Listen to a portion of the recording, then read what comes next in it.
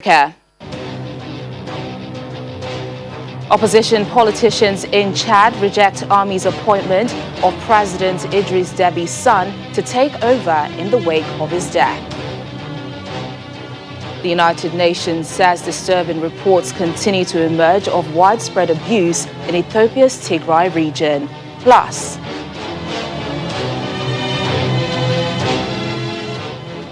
Egyptian Railways boss sacked after deadly crash.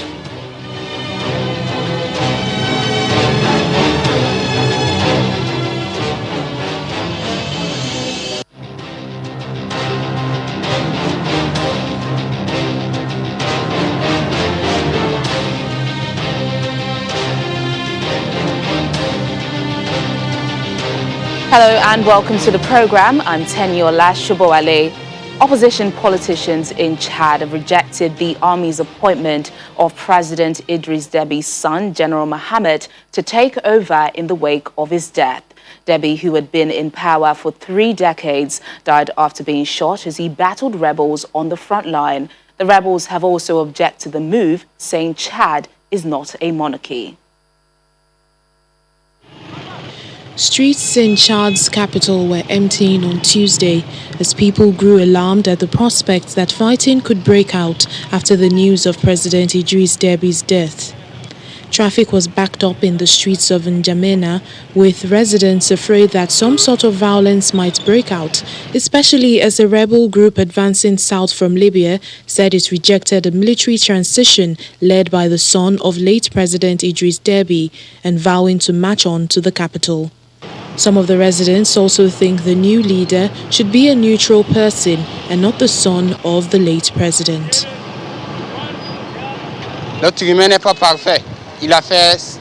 Human beings are not perfect. Idris Déby has done what was needed for the country, and we are grateful. But in my humble opinion, I think the head of the transitional government should be a neutral person, Chadian, who is not in the military. He should be a civilian. Chad's army said they want to return power to civilian government and hold free and fair democratic elections in 1.5 years. Thereafter, Mohammed Idris Déby, son of the late Idris Déby, was named interim president by a transitional council of military officers.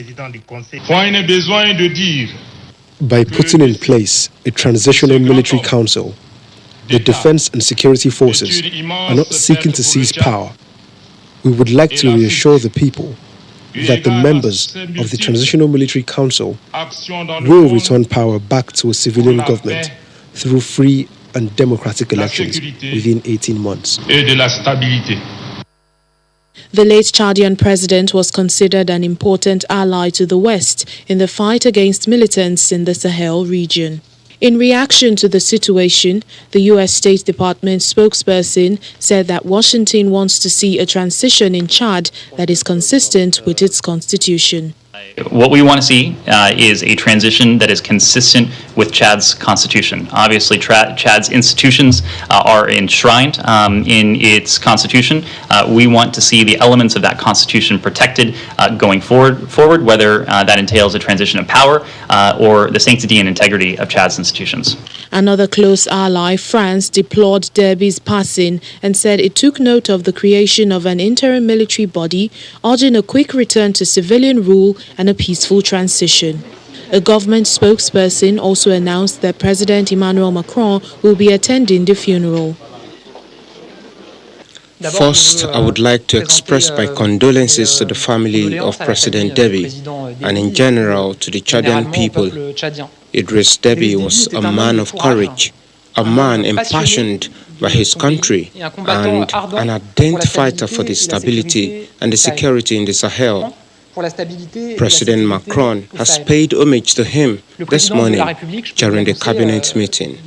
He will attend his funeral late this week. President Idris Déby, who ruled the country for more than 30 years, was an important Western ally in the fight against Islamist insurgency in Africa. He succumbed to wounds suffered during a visit to the battlefield in the country's north.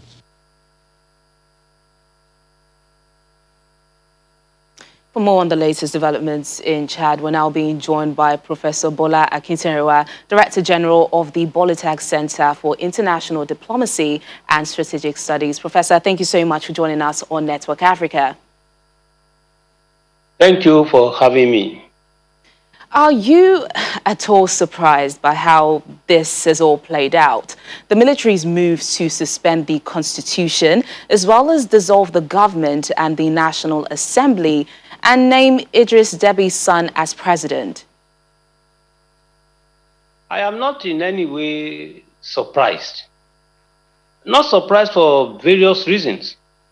First of all, I have asked myself, the son of Idris Déby, Muhammad, he is still in his 30s, but already he has become a general in the military force. I've been asking, why is he so fast? How does he manage to get there? Something must be fundamentally special in his being a general at his tender age. There is also another factor that people do not always remember. People have forgotten that a long time ago, there was a dispute over the Auzu Strip, dispute between Libya and Chad over ownership. This went to court, but they have been fighting. This is an area where insurgents normally hide. Also in the Tibesti Mountains, where when they commit crimes on Chadian territory, they will go back there and stay there as a safe haven. So in this case, this insurgency is there on a permanent basis. There is also the factor of violence erupting immediately after the pronouncement or revelation that Idris Déby had won. So when this violence occurred, it is a protest that, look, this election, recurring election in which Idris Déby is always winning, is not accepted to some people. So when we now have about the killing of Idris Déby, it cannot be a surprise. I think, like Goodluck Jonathan told us in Nigeria, that there are Boko Haramis in his government. So we have some anti-Déby's, Déby's in government who might have informed about his coming to visit soldiers in the battlefield. Yeah. And in this case, they may have taken advantage of that. Professor, just to link on what you said, it is believed in some quarters that what transpired was in fact a coup. But how worried are you about the situation in the country? There are fears that the death could trigger political instability in the country. And we also have the issue of the rebels who have rejected Déby's son inheriting power. I quite agree with you essentially. I share the view of the school of thought that this may not be different from a coup. Consequently, I am greatly worried because of many reasons. We have the factor of how African leaders generally behave. There is the very common malicious constitutional review aimed at prolonging people in power.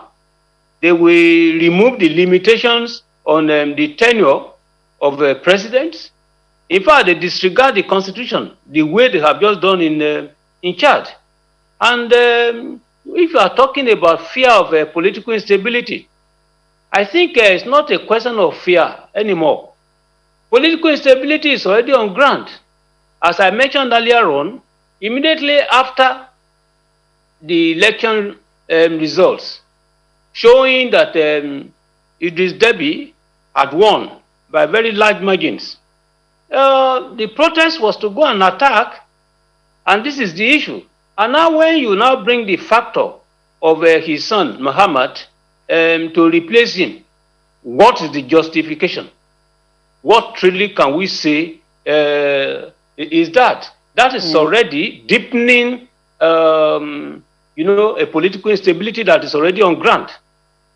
We've heard some reports of residents fleeing the capital amid uncertainty. What role should neighboring countries play here to ensure violence doesn't escalate? That's a very, very difficult question. Why? Because Chad belongs to two different regions, the Central African region and the neighbors. Chad belongs to the Central African region, but its neighbors are from West African region and Central African region. So what can be done in this particular case is to encourage the regional organizations there to apply the principle of subsidiarity, which requires that they should handle the matter, take it more seriously, and find solution to it. If they are unable to do that, they can refer the matter to the African Union. A second opposition possibility is for Nigeria to be advised, all right, to contribute troops to help, but on the condition, I as an individual will never advise that Nigeria should support the government there, for the simple fact that the son of Idris Deby has been asked to constitute what I will call a junta diplomacy government. It is not done. If we are supporting them, that means we are supporting, non-constitutionality in this particular case. What the Chadian constitution requires is that in the absence of the president, even for 40 days, all that's required is for the Speaker of the National Assembly to take over. But they are not doing that. A third suggestion is that there should be an attempt to seek understanding with the Western allies of Chad. You rightly pointed it out yourself, that it has been very useful to them in the fight against the jihadists. So there is no political solution you can seek in Chad that can ignore the Western interest involved. Order and counter-order, the French have argued, amount to disorder. We must avoid the disorder.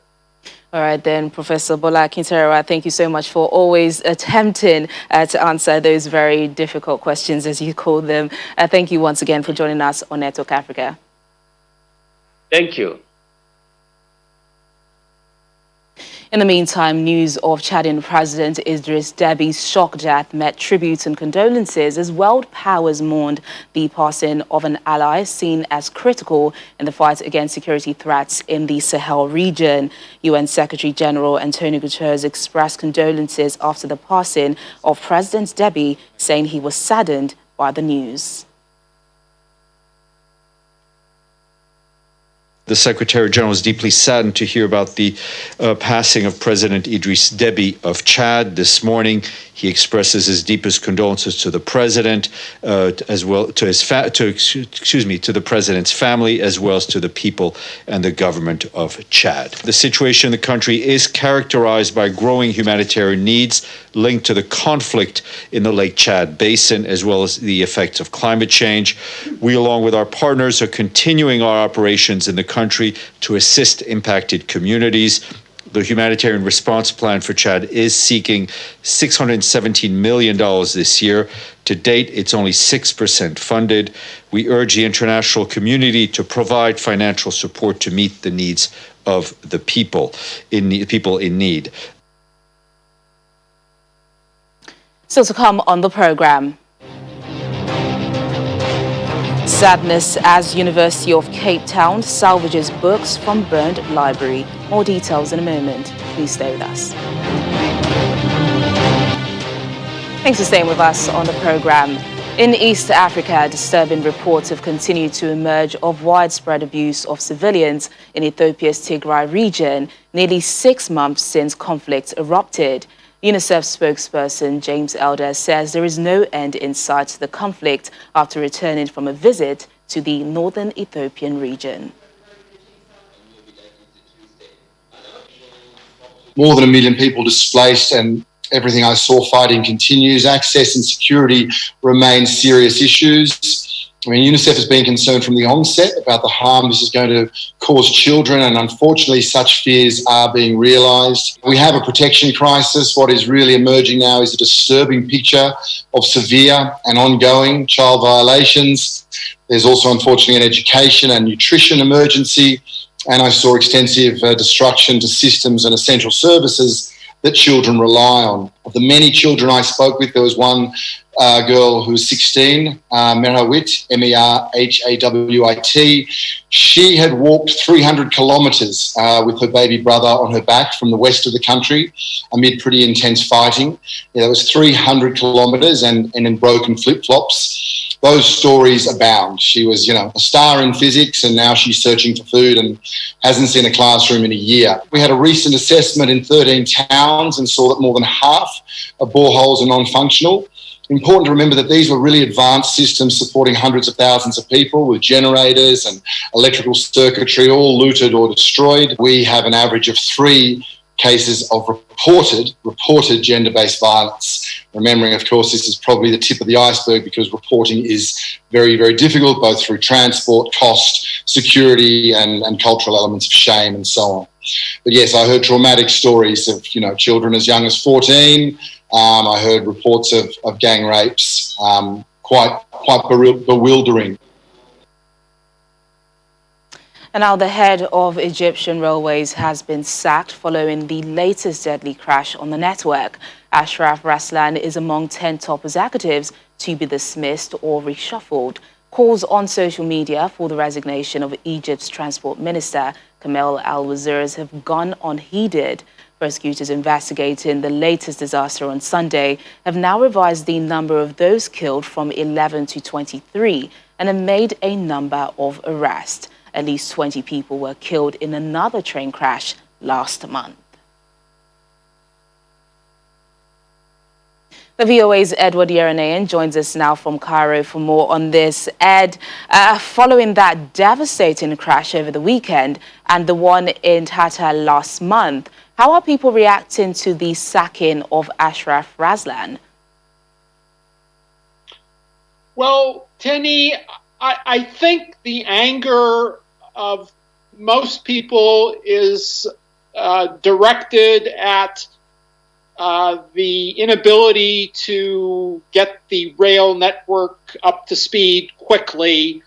I'm not sure it's directed at any one person, although scratching the surface, an interesting thing that struck me was that a lot of people were telling me that they thought the Muslim Brotherhood was behind the accidents of the latest accident and of previous accidents as well. And you don't seem to see that accusation in the media, even though the government made it. It could be a false accusation. It could be totally off the mark. But the fact that the media, the Western media, is not mentioning it seems a little bit interesting, to say the least. And you look at the wire services, the Western wire services, the top 3, AFP, Associated Press, and Reuters, and they don't even mention this government accusation. Now, it could, as I said, it could be wrong, could be fake news, whatever, but they don't even mention it. So that means that obviously they don't want to concentrate on that aspect of the problem, if there is an aspect there, and they just keep focusing on the fact, and that each of the 3 wire services repeated it, that the network is old and dilapidated, which is true. But if you have people sabotaging the old and dilapidated network, that will cause a lot of accidents more than the fact that it's old and dilapidated. But Ed, this is a frequent reoccurrence. I mean, time and time again. We had one last month as well. Beyond this, though, what's the big picture here for the government? What other actions are authorities taking to ensure that train accidents stop being such a frequent occurrence in the country? Or what's happening? What investigations are going into what you just said with the Muslim Brotherhood as well?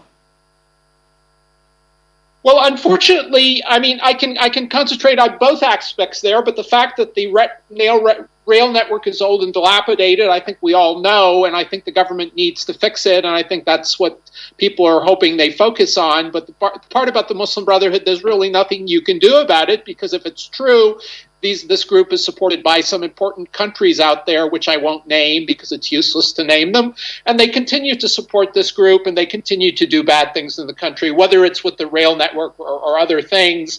And we know it, we've seen it, I've seen it, things that we can prove. And yet again, nobody wants to talk about it. So that means, you know, you have powerful forces which are in cahoots with this group, and that's an American idiomatic expression, meaning that they support them secretly. I don't even think it's secretly, because a lot of them are just admit that they support this group.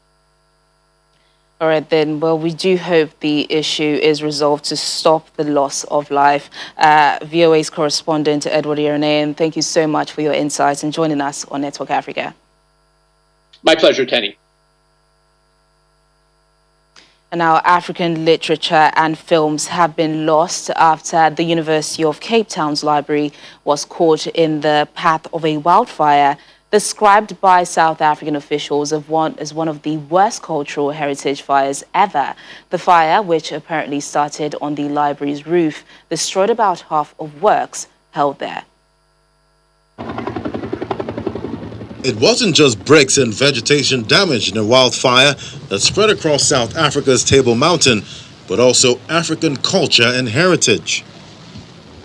One of Cape Town's worst fires in recent memory was brought under control on Monday after burning for more than 24 hours.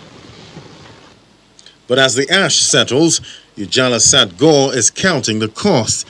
She's the chief librarian at the University of Cape Town's Jaga Library, one of the buildings razed by the runaway flames. It was horrifying. It was a deep-seated sadness that this had to happen, because there are some things that are irreplaceable. There are some things we can buy in the future, but there are those elements that are irreplaceable, and you will never know where to get them from. She says the fire destroyed around half of the works held in the Jaga Library's cavernous wood-paneled reading room. The remaining books held on lower floors were saved after the fire alarm was triggered. It activated 5 steel doors which rolled into place to stop the fire from spreading. In terms of the loss of the collections, the African Studies monograph collection, that's your published books collection, the majority of it was housed in the reading room. Part of it is housed elsewhere in the building as well, so the entire collection wasn't destroyed. But that's not stopped large parts of the Africa Studies monographed collection of published books from being destroyed, as well as rare 19th century dictionaries from across the continent. The other very valuable collection that's been destroyed is the African Films collection. This is a unique collection of 3,500 films produced on the continent by Africans and other filmmakers, but about Africa and whatever. So that is completely destroyed, the DVD version. We were very fortunate that we were able to digitize the VHS and had them stored as DVDs, but because of copyright, we could not replicate. Authorities believe the blaze may have been deliberately started, and a suspect was arrested on Sunday, April 18th. Other historical sites damaged include Mustard Mill, built in 1796, and South Africa's oldest working mill. It's part of the reason why officials have described this as one of the most damaging cultural heritage fires ever. Really tragic loss there. Well, that's the program today. Thank you so much for watching. I'm Teniola Shoboale.